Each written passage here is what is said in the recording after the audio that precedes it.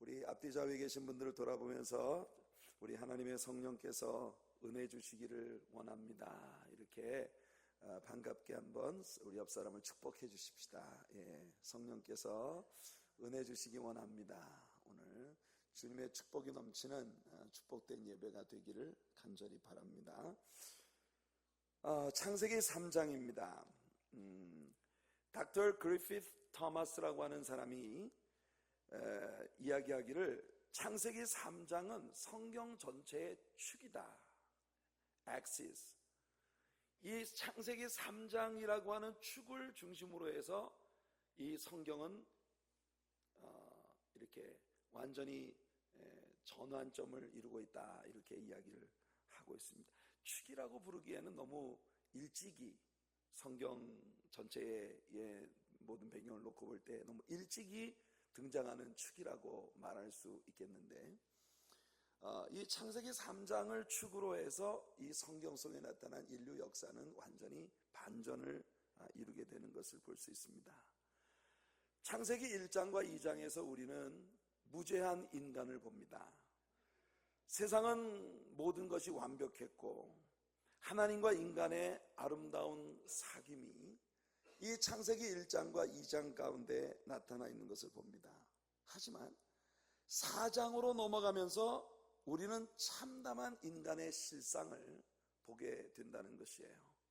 질투와 살인, 거짓말, 사악함, 퇴폐, 반역과 하나님의 심판으로 가득 들어 차 있는 이런 인간 세계의 모습을 우리는 창세기 4장에서 보는 것입니다. 도대체 1장과 2장에서 하나님이 지으신 완벽해 보였던 세상에서 하나님과 달콤한 교제를 나눌 수 있었던 영적 존재로 하나님의 형상을 따라 하나님의 모양대로 특별히 지음받은 인간에게 무슨 일이 벌어진 것일까요? 어디에서부터 창세기 4장에서 시작되는 이렇게 놀라운 망가져버린 인간의 모습이 비롯되게 되는 것일까요? 그 해답이 바로 우리가 펼쳐놓고 있는 이 창세기 3장에 있는 것입니다.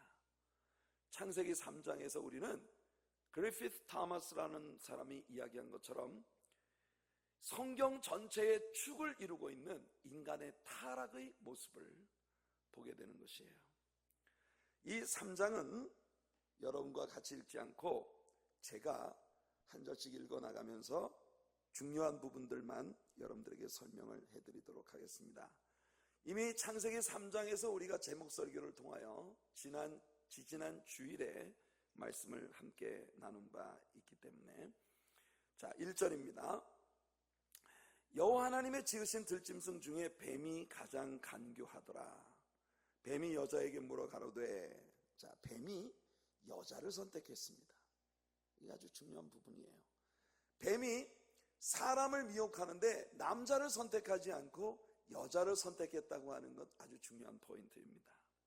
여러분, 이 여성은 하나님이 그 지으신 그 특징이, 이 여성은 귀로 듣는데 약한 존재로 지어졌다고 합니다. 심리학자들의 이야기를 빌리면 남자는 눈으로 보는 것에 약점이 있고 여자는 귀로 듣는데 약점이 있대요.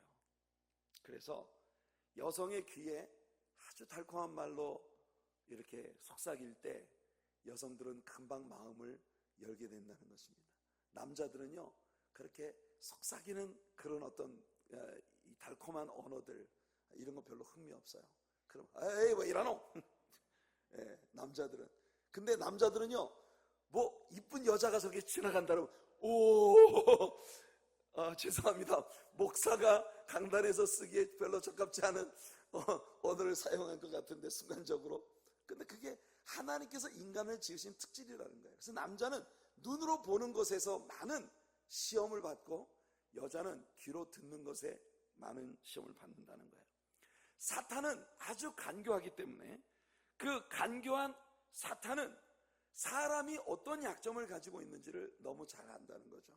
그래서 남자가 아닌 여자를 유혹을 하기 위한 대상으로 선택했다고 하는 것은 사탄으로 볼 때는 굉장히 똑똑한 선택이었다, 이렇게 만일 사탄이 하와가 아닌 아담을 대상으로 선택했다면 과연 이런 일이 성경이 이야기하는 대로 일어났을 수 있었을까 하는 것을 생각해 보면 그것도 흥미로운 일입니다.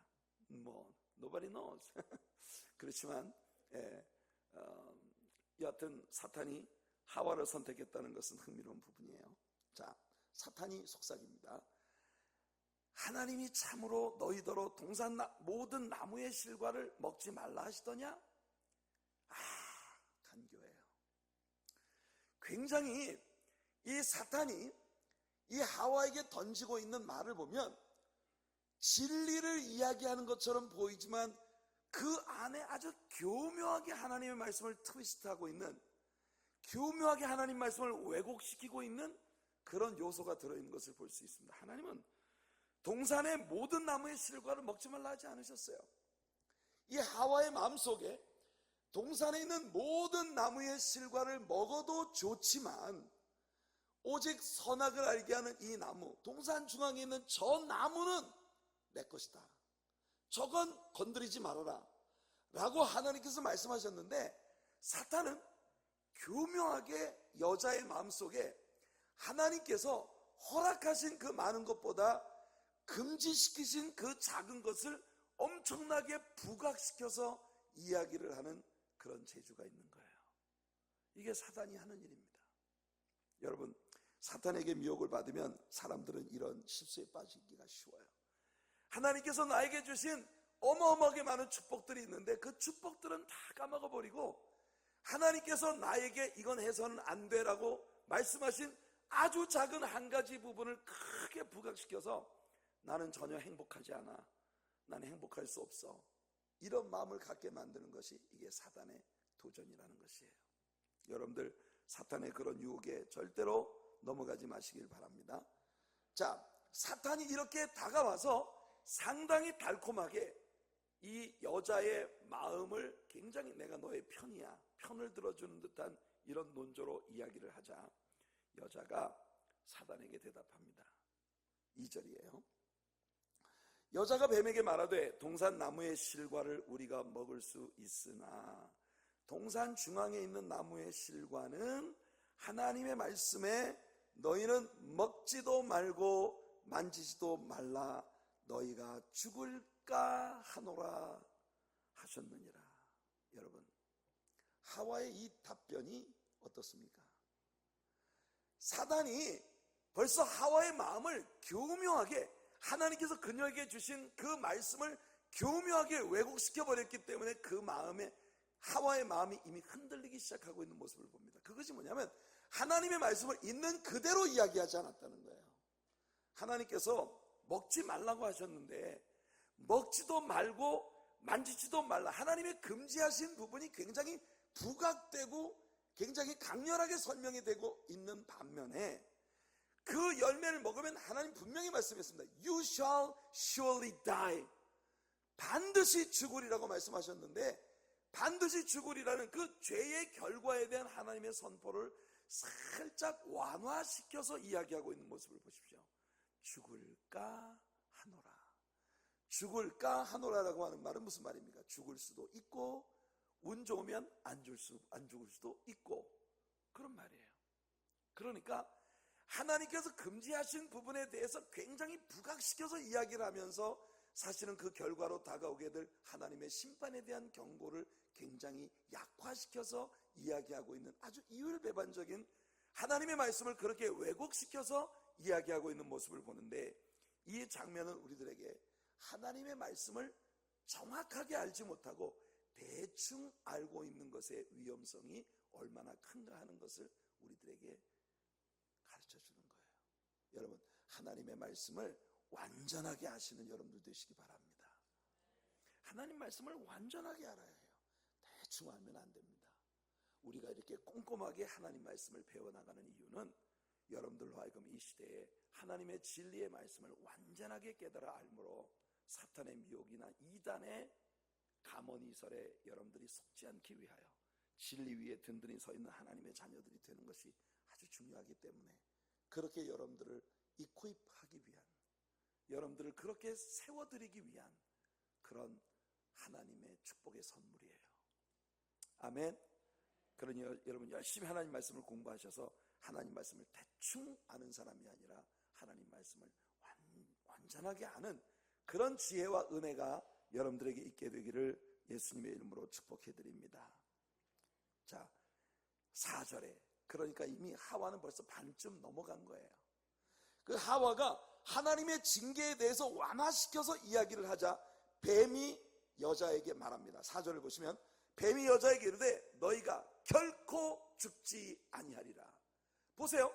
한 달이 건너가면서 말이 완전 전복된 것을 봅니다. 하나님은 You shall surely die. 반드시 죽는다 하셨어요. 그런데 여자는 말하기를 죽을까 하노라. 네가 이걸 먹으면 죽을 수도 있어.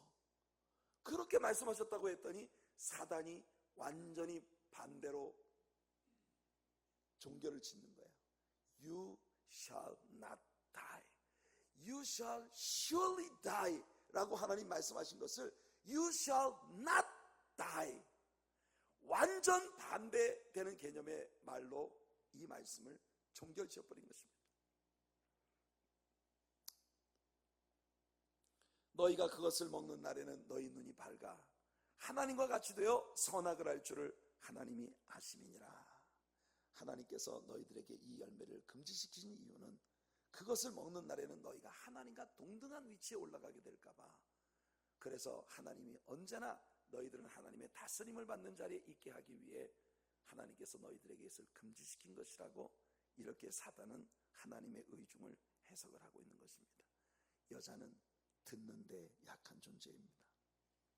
6절에 보니까 그래서 여자가 그 나무를 본즉 그녀의 마음이 이미 탐심으로 꽉 들어차 있는 모습을 우리 여기서 보는 거예요. 먹음직도 하고 보암직도 하고 지혜롭게 할 만큼 탐스럽기도 한 나무인지라. 여러분들이 속아서는 안 되는 게 뭐냐면 동산 가운데 있었던 나무들 중에 보암직하고 먹음직하고 지혜롭게 할 만큼 탐스럽기도 한 열매는 선악과가 전부가 아니었다는 것입니다. 그 동산 안에 있는 온갖 종류의 탐스러운 실과들, 그 온갖 종류의 축복된 열매들을 하나님이 다 사람에게 허락하셨는데 그 나무 열매들이 얼마나 탐스럽고 보암직하고 먹음직했겠느냐는 말이에요. 그런데 그것들에 대해서는 눈멀어버렸고 하나님께 감사하는 일에는 눈멀어버렸고 불평과 원망이 그녀의 마음을 꽉 채우고 있는 이런 모습을 우리는 여기서 보고 있는 거예요.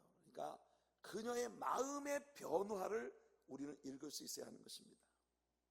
그래서 여자가 그 실과를 따먹고 자기와 함께한 남편에게도 주매 그도 먹은지라.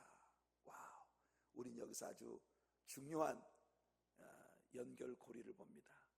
여자는 유혹에 약했고 남자는 여자에 약했습니다.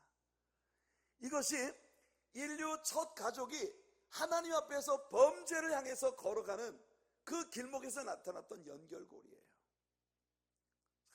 남자는요 온 세계를 정복할 수 있는 힘을 가진 존재처럼 보입니다.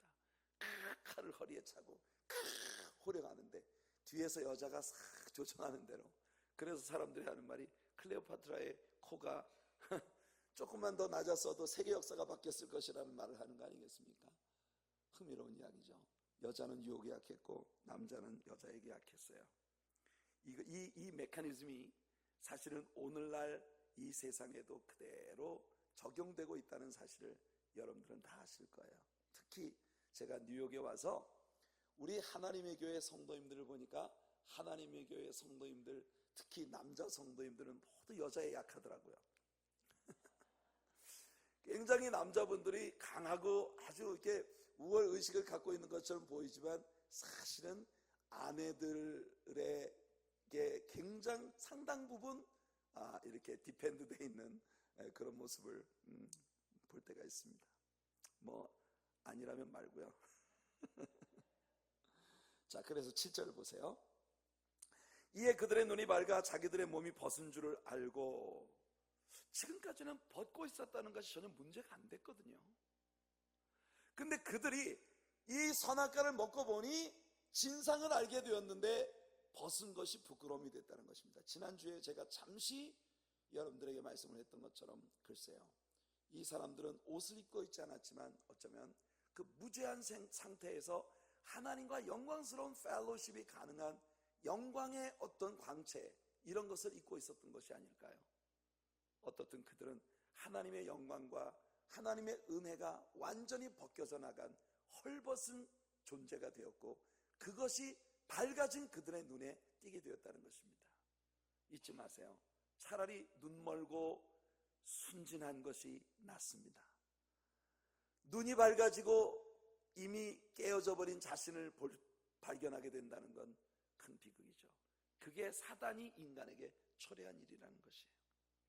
차라리 죄를 짓지 않는 쪽에 있는 것이 은혜예요. 똑똑해지고 난 후에 이미 죄에 넘어진 자신을 본다는 건 얼마나 가슴 아픈 비극입니까? 그런 일이 인간에게 벌어지고 있는 것이에요. 그래서 그들의 눈이 밝아 자기들의 몸이 벗은 줄을 알고 무화과 나무 잎을 엮어 치마를 하였더라. 무화과 나무 잎을 엮어 치마를 하였더라. 이 무화과 나무 잎으로 어줍지 않은 그런 인간의 노력으로 자신들의 수치를 가리려고 하는 이런 노력을 기울이고 있는 것입니다. 이것이 율법주의, 세상의 종교, 지식, 물질, 명예, 권세, 인간이 추구하는 온갖 종류의 아름다운 것들로 자신을 치장하려고 하는 세상 사람들의 보편적인 모습을 우리들에게 보여주고 있는 것이에요. 8절입니다. 그들이 날이 서늘할 때 동산에 거니시는 여호와 하나님의 음성을 듣고 아담과 그 아내가 여호와 하나님의 낯을 피하여 동산 나무 사이에 숨은지라. 1장과 2장의 모습은 하나님께서 인간이 지어지기 전에 인간에게 필요한 모든 것들을 미리 다 예비해 주시고, 하나님의 창조의 최종적인 하이라이트로 인간을 클라이맥스로서 인간을 지으시고, 그 인간에게 하나님이 지으신 모든 피조물들을 위탁하시는, 그리고 그 모든 것들을 정복하고 다스리며 그것들을 통해 하나님께 영광을 올려드리는 그런 소위 만물의 영장으로서 지음받은 인생의 그 영광과 하나님과의 교제의 아름다움이 부각되고 있었던 1장과 2장의 그 아름다움이 여기서 이제 완전히 깨어지는 모습을 우리는 보는 겁니다. 하나님이 거니시는 소리를 들을 때 피하여 숨어야 하는 존재가 되어버린 것, 하나님과의 펠로십이 깨져버렸다는 것이죠. 하나님과의 펠로십이 깨졌을 때 인간에게 어떤 일이 벌어집니까? 아담과 그 아내가 여호와 하나님의 낯을 피하여 동산나무 사이에 숨은지라. 9절입니다. 여호와 하나님이 아담을 부르시며 그에게 이르시되 내가 어디 있느냐? Adam, where art thou? 하나님께서 아담에게 물으십니다. 아담아, 내가 어디 있느냐? 여러분, 이 질문이 여러분에게 어떻게 들립니까? 아담아, 내가 어디 있느냐? 라고 묻는 이 질문이 하나님의 달콤한 접근의 소리로 들릴 수 있는 하나님과의 사귐이 있는 여러분들 되시길 축복합니다. 하나님이 여러분 부르실 때 요즘 젊은 아이들 말로 심쿵 심쿵. 하나님이 여러분을 부르실 때 또 뭐지? 누군가가 여러분을 부를 때 또 뭐지? 무슨 일이지? 이런 생각이 듭니까? 혹시 우리 남성 여러분, 여러분들의 아내들이 여러분을 부를 때 여보 뭐지? 지금 아담과 하와에게 벌어지고 있는 일이 바로 그런 것이에요. 과거에는 하나님이 아담을 부르실 때 아담아 내 하나님 왜요? 이럴 수 있었던 아담의 마음이 하나님이 아담을 찾으시는 그 소리에 가슴이 쿵 내려앉는 그런 불안을 느끼고 있는 것입니다. 가로되 내가 동산에서 하나님의 소리를 듣고 내가 벗었으므로 두려워하여 숨었나이다. 하나님 말씀하십니다. 가라사대 누가 너의 벗었음을 내게 고하였느냐? 내가 너더러 먹지 말라 명한 그 나무 실과를 내가 먹었느냐? 하나님께서 그냥 아담에게 물으셨을 뿐이에요. 이런 하나님의 마음은 Oh dear, what happened? 무슨 일이야? 네가 그 열매 먹었어? 하나님께서 그 뒤에 어떤 액션을 취하실 것이라는 걸 우린 전혀 알지 못합니다. 그런데 아담은 단정 지었어요. 이젠 죽었다. 그 마음이 결국 아담의 어떤 반응으로 나타나느냐 하면은 바로 이 모든 이유는 바로 당신 때문입니다 라고 하는 변명으로 나타나게 되는 거예요. 아담이 가로되 하나님이 주셔서 나와 함께 하게 하신 여자 그가, 그러니까 문제는요, 난 문제가 없어요. 난 문제가 없고, 첫째, 하나님, 누가 그런 여자 달라고 했어요? 하나님이 왜 그 지어서 내 옆에 보내셔가지고 이 골치 아픈 일을 벌입니까? 하나님께 모든 문제가 시작되는 원인이 하나님께 있는 것처럼 아담 말하고 있어요. 그 다음에 두 번째는 뭐냐면 여자가 문제예요. 여자가 문제. 하나님은 여자를 아담을 돕는 배필로 선물하셨는데 아담은 자신이 깨어지고 난 다음 하나님 앞에 하나님께서 이 여자를 주신 게 문제고 저 여자가 나를 꼬드긴 것이 문제였습니다. 결국은요, 하나님과의 펠로십이 깨어질 때 그 이외의 모든 인간관계가 다 파괴될 수밖에 없다는 것을 이 성경은 우리들에게 단적으로 보여주고 있는 것입니다. 그래서 그가 그 나무 실과를 내게 주므로 내가 먹었나이다. 여호와 하나님이 여자에게 이르시되, 이제 여자에게 하나님이 말씀하십니다. 내가 어찌하여 이렇게 하였느냐? 여자가 가로되 뱀이 나를 꿰므로 내가 먹었나이다. 이거 아주 중요한 겁니다. 시편은 우리들에게 내가 누구에게 순종하든지 네가 너의 순종함을 받는 그의 종이 되는 것을 알지 못하느냐? 바울 사도가 로마서에서 이것을 이 시편을 인용해서 그대로 우리에게 반문하고 있습니다. 네가 누군가에게 복종을 하면 그 복종하는 자가 바로 너의 하나님이다. 오늘 여러분들 삶을 한번 돌아보십시오. 여러분들은 무엇에 복종하십니까? 무엇에 끌려다니고 계십니까? 이 질문이 여러분들에게 굉장히 중요해요. 여러분들의 생애 운명의 물꼬를 바꿔 나가는 여러분들의 삶의 주도권을 장악하고 있는 게 누굽니까? 여러분들은 누구에게 순종하고 있습니까? 남자는 나는 저 여자 말을 들었을 뿐입니다 라고 얘기했고, 여자는 나는 저 뱀의 말을 들었습니다 라고 말합니다. 결국 순종의 연결고리는 하나님께 순종해야 될 사람들이, 하나님께 순종해야 될 남자가 여자에게 순종했고 여자는 뱀에게 순종했습니다. 그 뱀이 누굽니까? 요한계시록에 보니까 옛뱀 곧 사탄이라고도 하고 마귀라고도 하는 자라고 성경은 단정 짓고 있는 것이에요. 그러니까 이 순간부터 사단이 인간의 왕 노릇을 하기 시작했다는 것입니다. 사람이 하나님이 아닌 하나님의 말씀에 순종하는 것보다 사단에게 순종하는 쪽을 먼저 선택했을 때 이 관계가 완전히 업사이드 다운 된 거예요. 전복돼 버린 것입니다. 하나님께 순종해야 할, 하나님의 종이 되어야 할 사람들이 사단의 종노릇을 하는 결과가 처리되고 만 것이죠. 그래서 14절을 보면 여호와 하나님이 뱀에게 이르시되 내가 이렇게 하였으니 내가 모든 육축과 들의 모든 짐승보다 더욱 저주를 받아 배로 다니고 종신토록 흙을 먹을지니라. 성경에서 저주라는 단어가 처음으로 등장하고 있는 장면을 우리가 봅니다. 그런데 흥미롭게도 타락은 사람이 했는데 하나님은 사람을 저주하지 않으셨다는 것입니다. 사람은 다시 용서받을 수 있고 다시 회개하여 돌이킬 수 있고 다시 하나님과의 깨어졌던 사귐을 새롭게 회복할 수 있는 기회가 있어요. 그러나 타락한 천사인 사단에게는 다시 회개함의 기회가 없는 것입니다. 천사들이 하나님의 자녀들인 성도들에게 제일 부러워하는 게 뭔지 압니까? 바로 이 부분이에요. 천사들에게는요, 회개하고 용서받는다는 개념이 없어요. 천사는 오직 둘 중 하나입니다. 타락한 천사와 여전히 하나님께 순종하는 천사. 하나님은 천사들이 예수 믿고 구원받는 체계를 천사들에게 선물하지 않으셨어요. 오직 하나님의 아들 예수 그리스도의 십자가의 보혈의 능력을 믿고 구원받을 수 있는 이 구원의 시스템을 허락하신 것은 오직 인간뿐이라는 거예요. 그래서 여러분, 베드로는 우리에게 말합니다. 이 일이 하나님의 자녀들에게 얼마나 영광스러운 일인지 천사들도 자세히 살펴보기를 원하는 것이었다고 그렇게 말하고 있는 것이에요.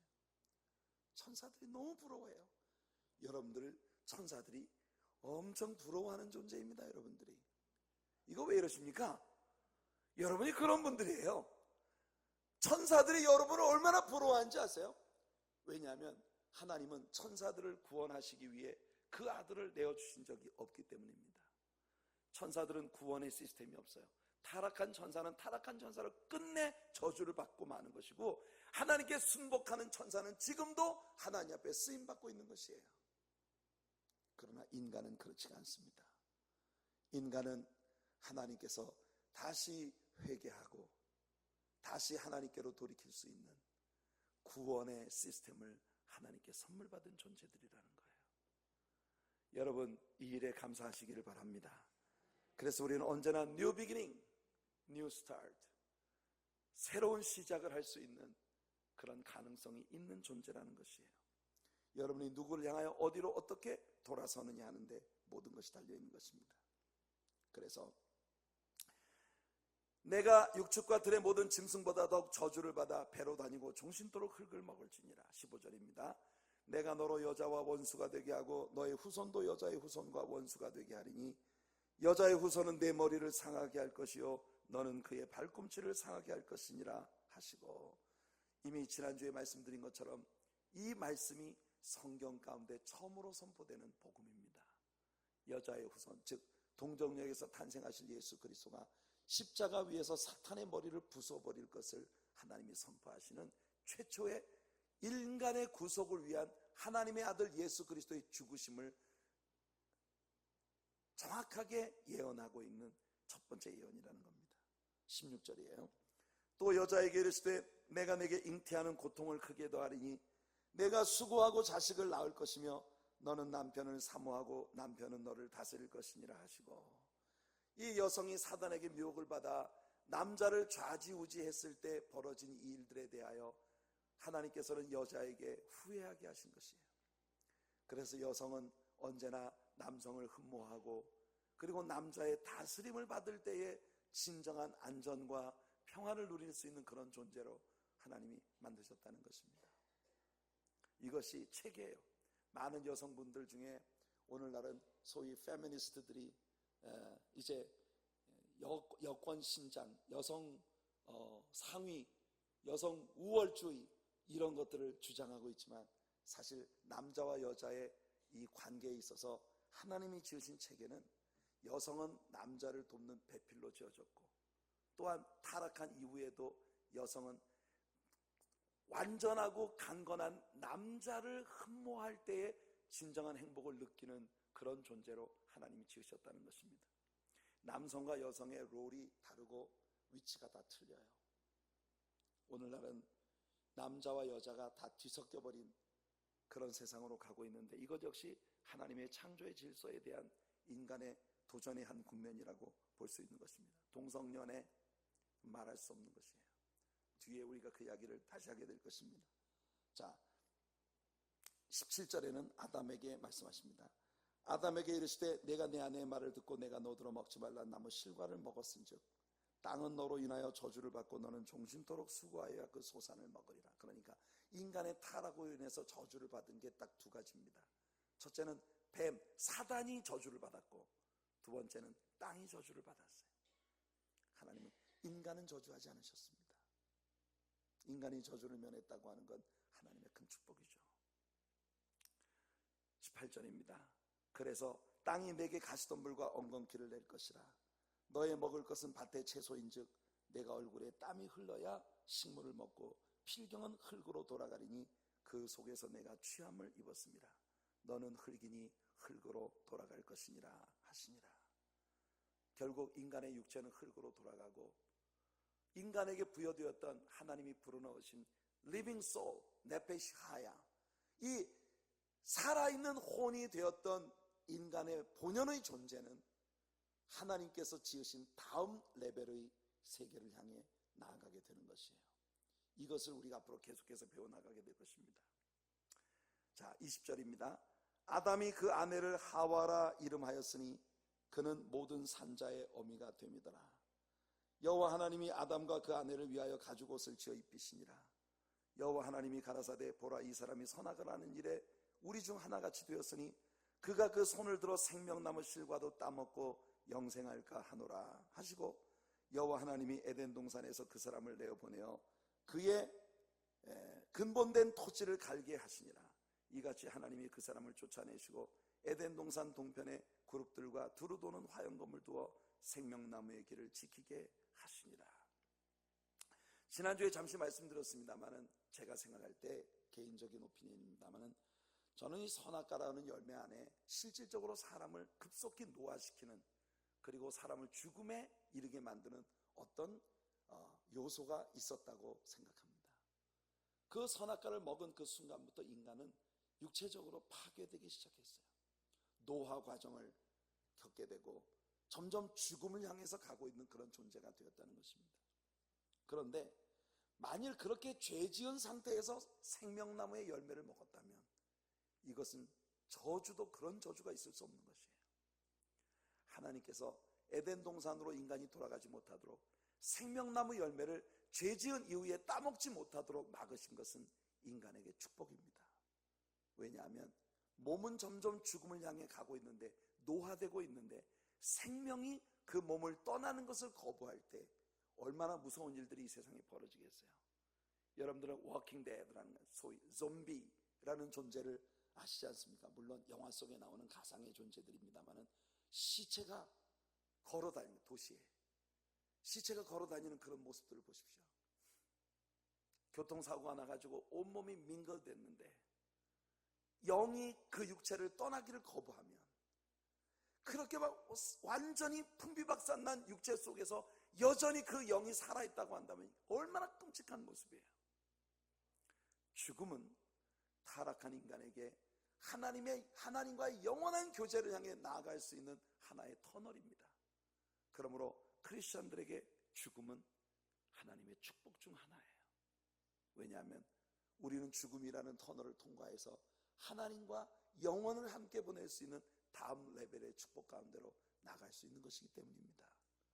그래서 신자에게 죽음은 저주가 아니라 신자에게 죽음은 일종의 트랜지션의 순간이라는 거예요. 변화의 순간이에요. 고린도전서 15장에서 바울이 설명하는 게 바로 그거 아닙니까? 썩을 것으로 심고 썩지 않을 것으로 다시 사는 것. mortal, 영원하지 못한 존재를 심고 immortal, 영원한 존재로 다시 거듭나는 것. 여러분, 그런 변화의 순간이 바로 인간에게 있어서 죽음이라는 것이에요. 그러니 타락한 존재에게는 생명나무 열매를 먹지 못하게 된 것이 축복이었다는 것입니다. 혹시 옛날 영화 중에 Forever Young이라는 영화가 있었어요. 메릴 스트립이라는 여자 배우가 나왔었던 영화인데 그 영화에 보면은요, 사람에게 있는 그 끝없는 갈망, 영원히 죽지 않고 사는 거, 그것을 위해서 무슨 약을 개발하고 해가지고 죽지 않는 존재가 되고자 하는 그런 그 사람들의 노력을 풍자하고 있는 그런 영화인데요, 거기서 그 메릴 스트립이 죽지 않는 어떤 그런 효과를 얻게 됐어요.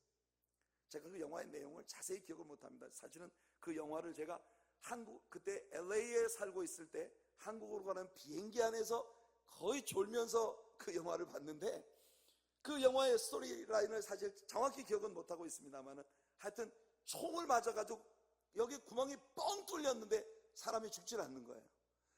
사고가 나서 목이 뒤로 완전히 돌아갔는데 죽질 않는 거예요.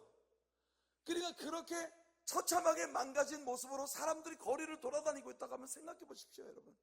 좀비 월드가, 진짜 온 산지사방에 워킹 데드가 돌아다니고 있는 거예요. 근데 신기한 건 있잖아요.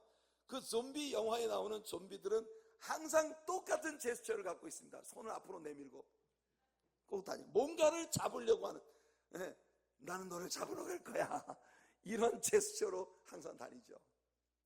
뭔가 자신에게 주어지지 않은 어떤 것에 대한 갈망함.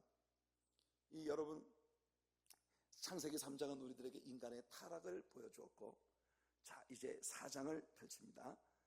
지지난 주일 아침 설교에서 말씀드린 것처럼 창세기 3장에서 죄악의 뿌리가 내려진 것을 우리는 보았고요. 지난 주일 아침 설교에서 여러분들에게 말씀드린 것처럼 4장을 통해 그 뿌려진 죄악의 씨앗의 열매가 어떻게 나타나는지를 우리는 보는 것입니다. 우리는 이제 인간에게 얼마나 엄청난 일들이 벌어질 것인지를 짐작하고도 남을 수 있는 사건을 4장에서 만나게 됩니다. 1절을 같이 한번 읽어보겠습니다.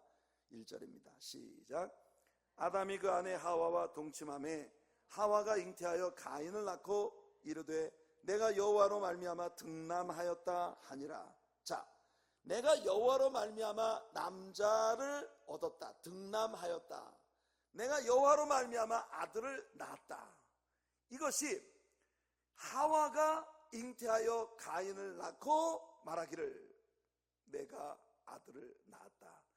여자가 여자의 후손을 낳았다. 그 개념으로 개인 혹은 포세션이라고 하는 의미를 가진 가인이라는 이름으로 이 첫째 아들의 이름을 붙였다는 것입니다.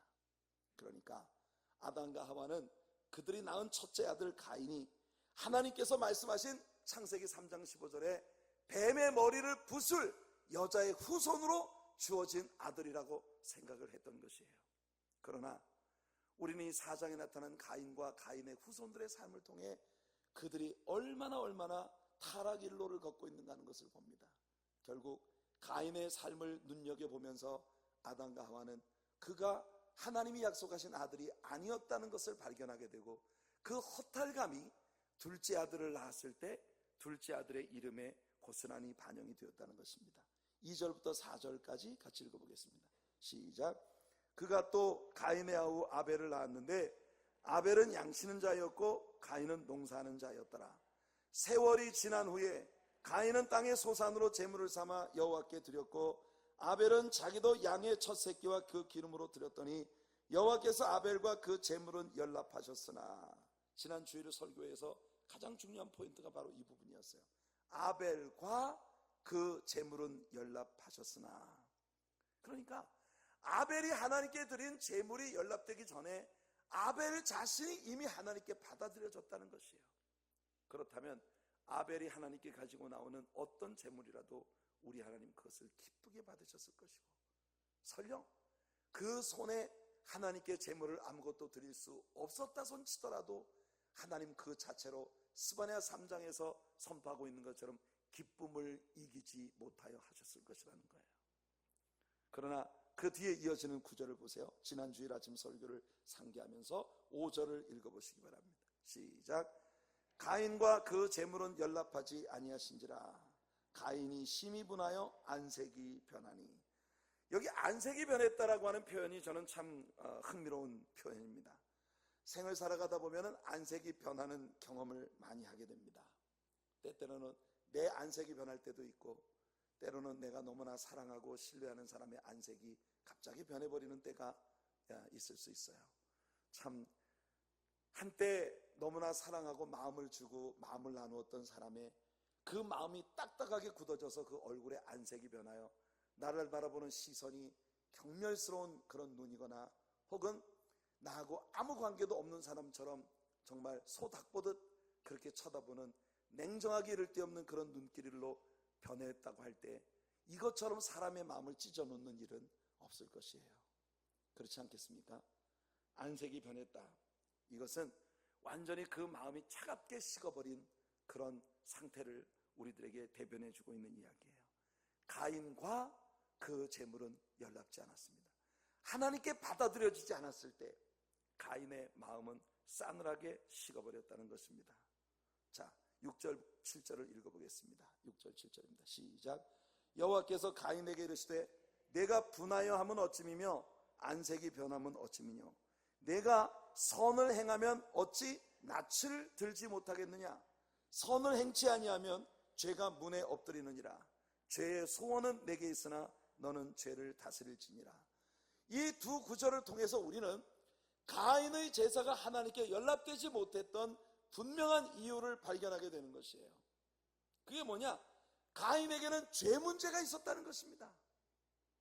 가인의 그 죄 문제를 해결받지 못한 한 가인이 하나님께 드려진 제물은 받아들여질 수 없었다는 거예요. 여러분, 어제 제자학교에서 이 부분을 다시 나누면서 우리가 이 부분을 공부할 수 있었습니다. 7절 말씀을 킹제임스 버전에서 보게 되면은 내가 선을 행하면 어찌 낯을 들지 못하겠느냐라고 하는 이 구절이 네가 행동을 올바르게 했다면 왜 나에게 받아들여지지 못했겠느냐, 이 의미를 가지고 있는 구절이었다는 것을 우리가 어젯밤에 이야기했습니다. 그러니까 가인이 하나님께 연락되지 못한 이유는 가인의 행동이 올바르지 못했기 때문이라는 것입니다. 결국 가인의 분노는 살인을 몰고 옵니다. 예수님은 마음속에 미움을 품었으면 이미 살인한 것과 같다고 말씀하셨습니다. 우리가 다른 사람에게 내 미움을 품고 분노를 하게 되는 이유가 몇 가지 있을 것 같아요. 제가 생각해 볼 때 첫째로 우리가 누군가를 미워하고 분노를 마음속에 품게 되는 첫 번째 이유는 뭐냐면 우리가 타인을 과소평가하기 때문이에요. 어떤 사람을 굉장히 과소평가를 할 때 우리는 그 사람에 대해서 미움을 퍼붓고 분노를 할 수가 있습니다. 두 번째는 그와는 정반대로 자신을 지나치게 과대평가할 때 우리는 상대방에게 화를 내고 미움과 분노를 품게 되는 것입니다. 자신을 과대평가하고 남을 과소평가하면 이 사람은 늘 분노하게 되어 있어요. 왜냐하면 다른 사람이 나보다 잘 되는 것도 못 보고 또 자신이 다른 사람보다 못한 점에도 분노가 됩니다. 모든 게 화가 나요. 화가 나는 이유는 뭐냐면 내가 원래 저 사람보다 훨씬 나은 존재인데 왜 현실이 그렇지 못하느냐 이거예요. 이것이 사람을 화나게 만드는 것입니다. 분노의 근본적인 원인은 우월주의예요. 내가 저 사람한테 화를 내도 괜찮다는 생각을 가질 만큼 자신을 과대평가할 때 우리는 분노하는 것입니다. 생각해 보세요. 내가 뭔데 저 사람한테 내가 화를 낼 수가 있겠습니까? 어떤 상대방에 대해서 내가 막 화를 낸다는 건 뭐냐면 뭐가 내 맘대로 안 된다는 뜻이에요. 그것은 곧 이 사람은 내 맘대로 돼야 되는 사람인데 내 맘대로 안 되니까 그게 분노로 끌어오르게 되는 것이에요. 여러분, 인생이 아직도 모든 게 내 맘대로 안 되는 게 정상이라는 걸 알지 못하는 사람은 철이 덜 들은 겁니다. 신앙생활을 하면서 많은 사람들이 교회 안에 문제를 일으키는데 그 문제를 일으키는 이유가 뭔지 압니까? 아직도 사람들이 세상 모든 일이 내 뜻대로 되어서는 안 된다는 것을 아직 이해하지 못하고 있기 때문이에요. 우린 아담의 죄악의 본질을 유전으로 받고 태어난 죄인으로 이 땅에 태어난 사람들입니다. 따라서 죄인으로서의 본질을 가진 우리 인생들이 마음에 품는 대로 모든 일이 이루어진다면 그건 정말 큰일이죠. 오늘 제가 영화를 그렇게 많이 보는 편은 아닙니다만 오늘 갑자기 영화 이야기를 또 하게 되는데 브루스 얼마이트라는 영화가 있었어요. 짐 캐리가 주연을 한 코미디 영화였는데 그 브루스 얼마이트라고 하는 그 영화를 보면은 그 영화에 나오는 이 짐 캐리가 자기가 하나님이 돼보고 싶은 거예요. 하나님의 역할을 해보고 싶은 거예요. 근데 하나님이 모든 게 내 마음대로 안 되는 것 때문에 늘 짜증이 나고 화가 나고 막 분노하고 있었던 이 짐 캐리를 그 영화 속에서 하나님의 역할을 맡은 이가 찾아와서 내가 휴가를 좀 갈 테니까 하나님이 하시는 말씀이 내가 며칠 동안 나 좀 쉬어야 되겠다. 그러니까 네가 나 대신 내가 하는 일들을 좀 해라 이렇게. 그래서 이 브루스가 그 영화 속에서 하나님의 역할을 시작을 하는 거예요. 아침에 눈을 뜨니까 온 세계에서 이메일이 막 잔뜩 들어와 있어요. 막 어떤 아이는 내일 시험이 있는데 제발 선생님이 아파서 못 나오게 해주세요. 그리고 내가 지금 몸이 아파서 병원을 향해서 달려가고 있는데 내가 가는 곳마다 신호등이 다 파란불이 들어오게 해주세요. 막 온갖 종류의 사람들의 바람이 하나님께 막 다 올라오고 있는 거예요. 근데 이 브루스가 그걸 다 들여다보고 있다가 하나하나 그걸 보고 무조건 yes 답변을 달아주다가 나중에 이게 귀찮아지는 겁니다. 그러니까 온 세계에서 올라오는 모든 리퀘스트에 대해서 이 브루스가 나는 현명한 사람이야, 나는 굉장히 똑똑한 사람, I'm so smart 이러면서 그 이메일에 올라온 모든 기도의 제목들에 대해서 yes to all 버튼을 하나 딱 눌러버린 거예요. 그 yes to all 모든 리퀘스트에 대해서 내가 yes라고 답변을 했을 때 온 세계에서 삽시간에 벌어지게 되는 그 무서운 일들, 시험을 보기 싫어서 선생님이 아팠으면 좋겠다고 하는 그 아이의 바람이 이루어져서 선생님이 아팠어요. 또 가는 곳마다 신호등이 파란불이었으면 좋겠다는 그 소원이 예스가 되는 바람에 온 거리의 신호등이 다 파란불이 돼버리는 바람에 거리마다 자동차들이 꽉꽉 막혀서 꼼짝을 못하고 있는, 그 영화가 우리에게 풍자해 주는 것은 뭐냐면 하나님께서 하나님의 역할을 하시는 그 일이 얼마나 놀라운 일인가 하는 것을 우리들에게 암시해 줄 뿐만 아니라, 그 영화가 우리에게 가져다 주는 레슨은 뭐냐면 타락한 존재인 인간이 원하는 대로 모든 일이 이루어질 때 세상이 얼마나 혼란스럽게 되느냐 하는 것을 우리들에게 보여주는 것입니다. 우리는 그 메시지를 받아야 해요. 예수를 믿으면서 점점 발견하게 되는 건 형편없는 내 뜻대로 모든 일이 이루어졌다간 세상에 난리가 벌어지게 된다는 걸 드디어 깨닫기 시작하는 겁니다.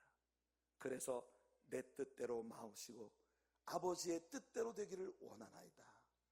결국 여기에 도달하게 되는 것이 신자로서의 우리들의 성숙의 꼭지점이라는 것이에요. 하나님께서 여러분들에게 그런 깨달음과 지혜를 주시는 은혜가 있기를 축복합니다. 모든 게 내 마음대로 안 될 때 우리는 화가 나는 거예요. 그러나 예수님에게서 우리는 배워야 합니다. 제가 아마 성경을 인용하는 가운데 가장 자주 인용하는 구절 중에 하나인 빌립보서 2장에서 바울 사도는 예수 그리스도의 낮아지심과 자기를 비우시고 종의 모습으로 나타나셔서 하나님께 복종하시는 그 마음을 우리가 품어야 한다는 바울의 가르침을 우리는 배워야 하는 것입니다. 그는 근본 하나님의 본체이시지만 하나님과 동등됨을 취할 것으로 여기지 않아요. 여기에 취한다는 말이 라벌입니다. 킹제임스 버전을 보면 예수님은 원래 하나님이셨어요. 그렇기 때문에 예수님이 하나님의 보좌에 앉아 계시는 것은 절대 도적질이 아닙니다. 그럼에도 불구하고 예수님께서 하나님의 보좌에 타락한 인생들을 두고 그냥 앉아 계신 그 일이 도적질처럼 여겨지셨다는 것이에요. 그만큼 우리 주님은 우리 인생들을 사랑하신 것입니다. 그래서 하나님으로서의 당신 자신의 모든 권위를 내려놓으시고 오히려 자기를 비워 종의 형체를 가져 사람들과 같이 되었고 사람의 모양으로 나타나셨으며 자기를 낮추시고 죽기까지 복종하셨으니 이는 십자가에 죽으십니다. 그렇게 자신을 낮추신 예수 그리스도의 마음을 우리 안에 품을 때 우리는 비로소 모든 것을 이해할 수 있는 넓은 아량을 가진 제너러스한 아량이 있는 사람이 될 수 있다는 것이에요. 제가 이런 표현을 써서 죄송합니다만은 사실 제가 칼버리 셰플이라고 하는 교회를 처음 갔을 때에 충격을 받았어요. 그 칼버리 셰플 안에 있는 크리스천들이 가지고 있는 그 제너러스리, 그들이 가지고 있는 그 넓은 마음과 아량이 한국의 기독교인들에게서는 정말 좀처럼 보기 어려운 그런 그림이었어요. 진짜 그들의 공동체에서의 사람들의 모습은 모두가 천사 같았어요. 어쩌면 그렇게 마음이 넓고 아량이 있고 정말 진정으로 나를 낮추어서 남을 보살필 줄 아는 그런 마음을 가지고 있는지, 왠지 그때까지 제가 목사로서 목양을 해오던 한국 교회의 시스템 안에서의 모든 모습들은 이상하게 한국 교회는 전쟁터 같다는 느낌을 늘 받았습니다. 사람들 사이에도 미묘한 감정이 전쟁처럼 흐르고 있어요. 진짜 사람들 마음속에 왜 그렇게 같은 교회 안에 함께 공동체를 이루고 있는 사람들 안에서도 누구는 누구하고 사이가 안 좋고 또 누구는 누구하고 사이가 안 좋아서 둘이 서로 만났을 때 아주 미묘한 감정에 복잡한 계산을 하고 대화를 해야만 대화가 통할 수 있는, 아주 자칫 잘못해서 실수로 말 한마디 잘못 건드리면 완전히 그동안 정성을 기울여서 쌓아왔던 모든 펠로십이 하루아침에도 무너질 수 있는 위험성을 가진 그 긴장감, 그런 텐션, 왜 교회라는 공동체 안에 이런 것이 있어야만 되는지, 사람들은 어떻게 하든지 누가 잘하나 경합장에 있는 것 같은 그런 느낌이에요. 목사의 마음을 사는 일에도 사람들은 서로 치열하게 싸웁니다. 교회에서 어떤 직분을 맡는 일에도 사람들이 치열하게 싸움을 해요. 모든 교회가 내 뜻대로 운영되지 않는다는 것 때문에 화가 나고 분노가 나고 그 기대가 무너졌기 때문에 사람들이 교회를 떠나버립니다.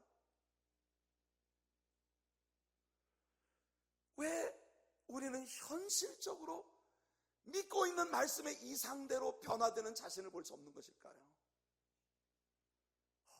하나님의 성령께서 가인의 얼굴처럼 안색이 변할 수 없는 우리들, 정말 본래 우리는 훨씬 더 낮고 천하고 보잘것없는 존재인데 하나님의 은혜 때문에 우리가 이곳에 있을 수 있다고 하는 그 깊은 감동에서부터 모든 것이 시작될 수 있었으면 좋겠습니다. 그래서 우리는 나와 뜻이 다른 지체들을 볼 때 이만한 것도 감지덕지입니다. 그럼요, 내가 이런 사랑을 받을 수 있는 것만 해도 감지덕지입니다라는 마음을 품을 수 있다면 우리가 있는 이곳이 바로 천국이 될 수 있을 것이에요. 이런 일들이 현실적으로 이루어질 수 있는 우리 하나님의 교회 공동체가 될 수 있기를 예수님의 이름으로 축복해 드립니다. 바울 사도가 우리에게 아주 흥미로운 이야기를 합니다. 에베소 4장 26절과 27절이에요. 분을 내어도 죄를 짓지 말며 해가 지도록 분을 품지 말고 마귀로 틈을 타지 못하게 하라. 여러분, 분노에 대한 바울 사도의 현명한 가르침입니다. 바울은 때때로 우리가 분노할 수 있는 존재이고 분노할 수밖에 없는 환경을 만날 수 있다는 걸 바울은 전제해 주고 있습니다. 그렇습니다. 우린 그런 존재예요. 그러나 분을 내더라도 죄는 짓지 말아라. 아무리 화가 나더라도 뒤에 돌이키기 어려운 짓은 하지 말아라. 예수님이 성전에서 장사하는 자들에게 분노하셨을 때 우리들에게 좋은 모델을 보여주셨습니다. 소 파는 자들, 양 파는 자들, 채찍을, 노끈으로 채찍을 만들어가지고 소, 양을 다 때려서 내쫓아버렸어요. 그런데요, 그것들은 발 달려서 뛰어가는 것이니까 주인들이 쫓아가 잡을 수 있었어요. 문제는 비둘기 파는 자들에게 가셨을 때 예수님이 비둘기를 그냥 팍 해가지고 날려보내지 않았다는 겁니다. 비둘기는 날아가면 끝이에요. 화가 나더라도 뒷일을 생각할 수 있는 지혜를 예수님 우리에게 가르쳐 주시고 계신 거예요. 여러분, 사람이 화가 나더라도 말입니다, 1시간 후에 바로 무지하게 창피해질 일은 하지 않는 우리가 되었으면 좋겠습니다. 그런 지혜가 우리들에게 있기를 간절히 바랍니다. 제가 볼 때 우리 하나님의 교회 성도님들은 에너지가 넘치는 분들 같아요. 그런데 우리가 그 에너지를 잘못 사용하면 바울 사도가 경고하고 있는 마지막 경고, 아무리 분을 내더라도 마귀가 틈타지 못하게 하라고 하는 이 가르침을 우리 염두에 두어야 합니다. 절대 마귀로 틈탈 수 없는 그런 우리 교회가 되기를 예수님 이름으로 축복해 드립니다. 무엇보다도 우리가 분노하지 않는 삶을 살 수 있는 비결이 뭐냐 하면 다윗에게서 우리는 걸 배워야 합니다. 다윗이 그 아들 압살롬에게 쫓겨 기드론 시대를 건너고 요단강을 건너서 마하나임으로 갈 때에 얼마나 마음이 아프고 속이 상했겠어요. 그렇게 마음이 아프고 속이 상한데 진짜 노이로제에 걸릴 정도로 그렇게 마음이 무거웠을 것입니다. 그러나 그는 모든 것을 극복하고 다시 왕좌로 돌아올 수 있었습니다. 그 중요한 요인 중에 하나가 뭔지 압니까? 자신에게 닥쳐오는 이 모든 일들이 하나님께로부터 온 것이라는 사실을 믿었다는 거예요. 이게 우리 크리스천들에게 중요한 승리의 비결입니다. 여러분들에게 무슨 일이 벌어져도 이 일이 하나님의 허락하심 안에서 벌어졌다고 하는 걸 인정하시는 여러분들 되시길 바라요. 그럴 때 우리는 마음에 분을 품기보다 하나님의 뜻에 순응하는 것을 배우는 지혜를 얻을 수 있게 되는 것이에요. 시므이라는 자가 나왔습니다. 베냐민 지파에 속한, 그러니까 베냐민 지파의 왕이었던 사울 왕의 패위에 대하여 이 시므이라는 자는 같은 베냐민 지파로서 다윗이 그 뒤를 이어 왕위에 올라온 것이 굉장히 마음속에 분노가 되었던 모양이에요. 다윗이 압살롬의 반란에 의해서 쫓겨가는 것을 보고 이 시므이라는 자가 나와가지고 막 티끌을 날리며 다윗을 향해 계속해서 조롱을 하고 비판을 합니다. 사울을 죽인 자여, 하나님께서 사울의 피를 너에게서 찾으신다. 사울의 원수된 너에게서 그래서 이 왕위를 빼앗아 압살롬에게 주셨다. 이러면서 막 다윗을 갖다가 저주하고 있는 것이에요. 그때 스루야의 아들 아비새라고 하는 장군이 다윗 옆에 있었습니다. 이 아비새가 화가 나가지고 다윗에게 하는 말이, 왕이여, 명령만 내리십시오. 내 가서 저 죽은 개 같은, 그러니까 성경에 개자식이 나와요. 죄송합니다. 근데 성경에 그렇게 나왔어요. 저 죽은 개 같은, 어디 감히 저 죽은 개 같은 놈이 살아계신 하나님의 종, 나의 주 왕을 저주하는 말을 저렇게 함부로 한단 말입니까? 왕이여, 나에게 명령만 내리시고 당장 가서 목을 쳐오겠습니다. 그때 다윗이 아비새를 보고 말합니다. 워워, 스루야의 아들들아, 나와 너희가 무슨 상관이 있느냐? 이 일이 저 아비새를 통해서 왔는 줄 아냐? 압살롬으로부터 이 일이 왔는 줄 아냐? 아니다. 하나님께서 허락하셨기 때문에 벌어진 일들이다. 그러니 하나님이 허락하신다면 하나님이 나를 다시 회복시켜 주실 것이고, 그것이 하나님의 뜻이 아니라면 나는 다만 하나님의 뜻에 순응할 뿐이야. 아무것도 거스리지 말자. 하나님이 허락하시는 대로 가자. 그게 다윗의 지혜였습니다. 결국 다윗은 완전한 승리로 다시 그의 왕좌에 돌아올 수 있게 되었던 것이에요. 십자가를 앞두고 예수님이 드리셨던 기도, 나의 원대로 마옵시고 아버지의 원대로 되기를 원하나이다. 이 기도 역시 같은 개념입니다. 베드로가 검을 들어 말고의 귀를 쳤을 때 예수님께서 베드로에게 말씀하십니다. 아버지의 주신 잔을 내가 마시지 아니하겠느냐? 무슨 말입니까? 다윗이 그랬던 것처럼 다윗의 후손으로 오신 예수님도 당신에게 다가오는 십자가가 로마 병정으로부터 오는 게 아니라, 빌라도에게서부터 오는 것이 아니라 하나님께서 내게 주신 잔이었다고 고백하고 있는 것이에요. 성도 여러분, 여러분들이 어떤 일에도 쉽게 분노할 수 없는 사람들이 되기를 축복합니다. 왜냐하면 남을 과소평가하지 않고 나를 과대평가하지 않고, 더 중요한 건 이 벌어지는 모든 정황들이 하나님의 통제 아래에 있다는 사실을 인정할 때 우리는 분을 내기보다 도리어 기도하며 하나님의 뜻의 성취를 기다리는 사람이 될 수 있다는 것이죠. 가인의 모습을 통해서 우리는 이것을 배우는 것이에요.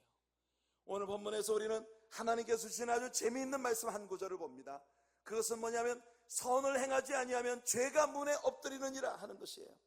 죄의 소원은 내게 있으나 너는 죄를 다스릴지니라. 죄가 문에 엎드린다라고 하는 이 구절에서 엎드린다는 히브리어는 사자 같은 맹수가 연약한 짐승을 막 웅크리고 이제 막 튀어오르려고 하는 그런 모습으로 웅크리고 있는 그런 모습을 보여주는 표현입니다.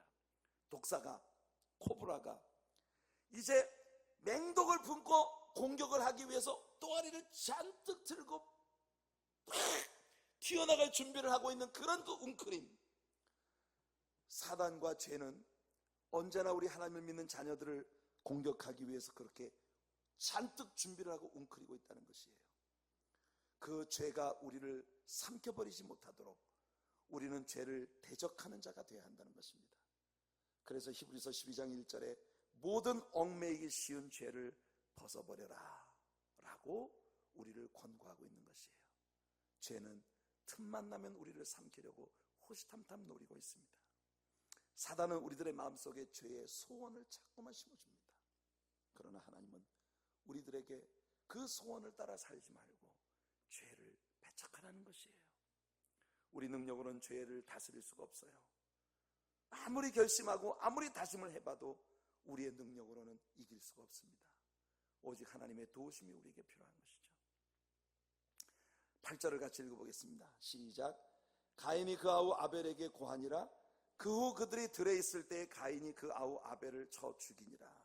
여기서 그 아우 아벨에게 고하니라 했는데, 지난 주일 설교에서 들으신 대로 이 고하니라라고 하는 단어가 히브리어로 아마르입니다. 아마르.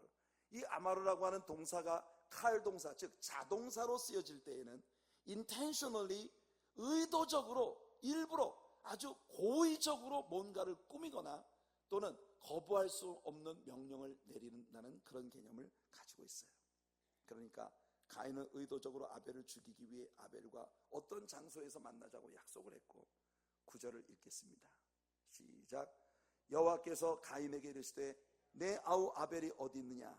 그가 가로되 내가 알지 못하나이다. 내가 내 아우를 지키는 자니까. 여러분 기억하세요. 하나님이 가인에게 내 아우 아벨이 어디 있느냐 물었을 때 하나님은 가인에게 회개의 기회를 주신 것이에요. 회개의 기회가 주어졌을 때 가인은 왜 나한테 물으세요? 내가 아벨을 지키는 자입니까? 여러분 하나님께 절대 이런 식의 태도로 나가는 분들이 되지 마시길 바랍니다. 아무리 세상이 어려워도 하나님 앞에만큼은 여러분들이 고분고분한 믿음의 사람들로 나갈 수 있게 되기를 바라요. 10절을 보세요. 시작. 가라사대 내가 무엇을 하였느냐? 내 아우의 피소리가 땅에서부터 내게 호소하느니라. 히브리서 기자는 아벨의 피를 예수님의 피에 비유했는데요, 이렇게 말합니다. 히브리서 12장 24절을 보게 되면 새 언약의 중보이신 예수와 및 아벨의 피보다 더 낫게 말하는 뿌린 피니라. 여러분 이 말씀을 꼭 기억하셔야 합니다. 예수님의 피는 아벨의 피보다도 더 낫게 말하는 피라고 했어요. 이게 무슨 뜻일까요? 아벨의 피는 가인의 살인죄를 하나님께 고발하는 피였습니다. 그러나 예수님의 피는 죄를 지은 자를 용서함을 선포하는 피예요.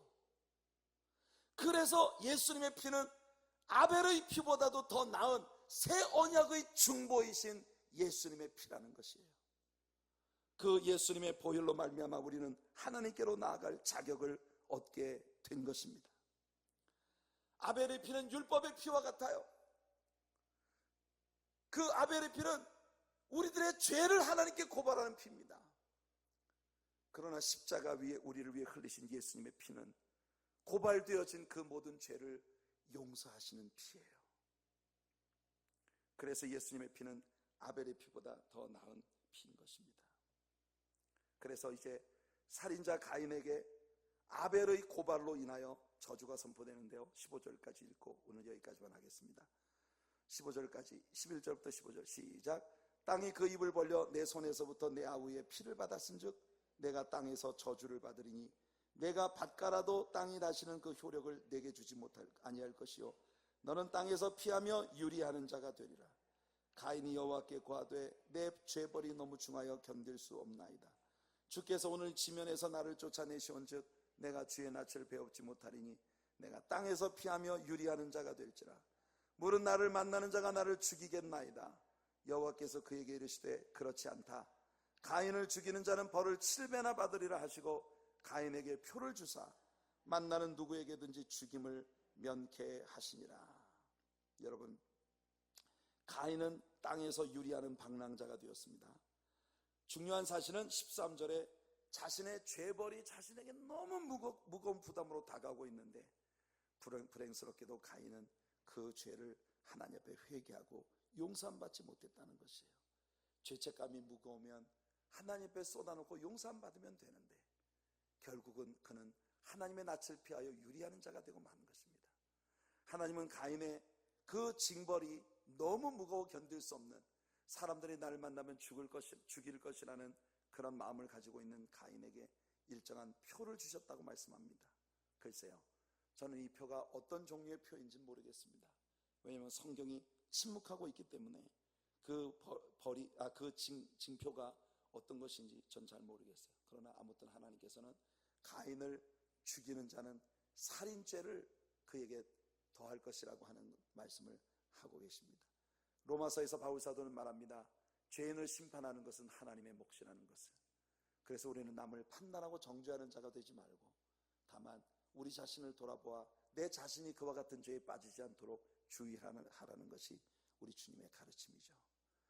여기서 여러분, 가인이 다른 사람들이 나를 만나 나를 죽일지 모른다는 위험성을 가지고 있을 때 성도님들이 그런 질문을 합니다.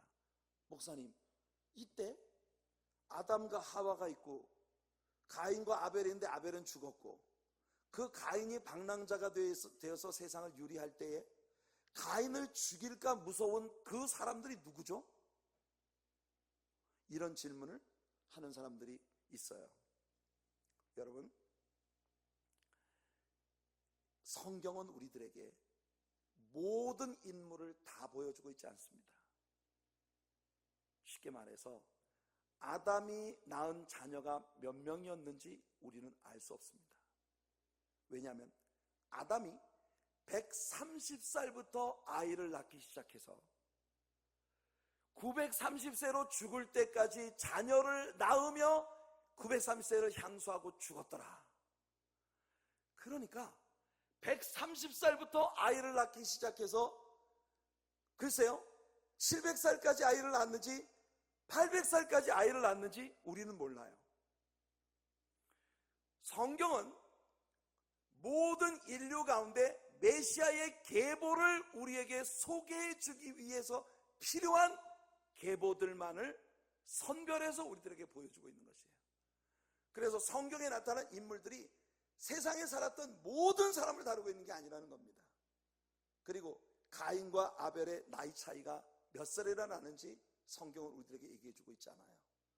그렇기 때문에 가인과 아벨 사이에 굉장히 많은 다른 자녀들이 있었을 수도 있다는 겁니다. 딸들에 관한 이야기는 전혀 언급하고 있지 않으니까, 그러니까 가족 간의 혼인관계를 통해서 온 땅에 충만하게 번성해 가던 그때 당시에 인구의 팽창률을 감안하게 된다면 그들의 나이가 굉장히 많았기 때문에 가인의 때에 이미 성년이 되어 있는 굉장히 많은 사람들이 지면에 흩어져 있었을 것을 우리는 짐작할 수 있다는 것이에요. 절대로 아담을 짓기 전에 하나님이 다른 사람을 지었다는 것은 그것은 이단적인 교리입니다. 성경은 분명히 아담을 첫사람이라고 우리들에게 얘기해주고 있기 때문에 아담 이전에 사람들이 지음 받았다거나 혹은 타락한 천사들이 이 땅에 귀신으로 돌아다니다가 그 귀신의 존재가 여러분 그 사람들과 같은 그런 모양으로 나타났다는 그런 혼란스러운 그런 교리는 절대 성경적이지 않습니다. 그러니까 이 부분에 대해서 여러분들이 분명히 하시기를 바라고 오늘은 여기까지 하겠습니다.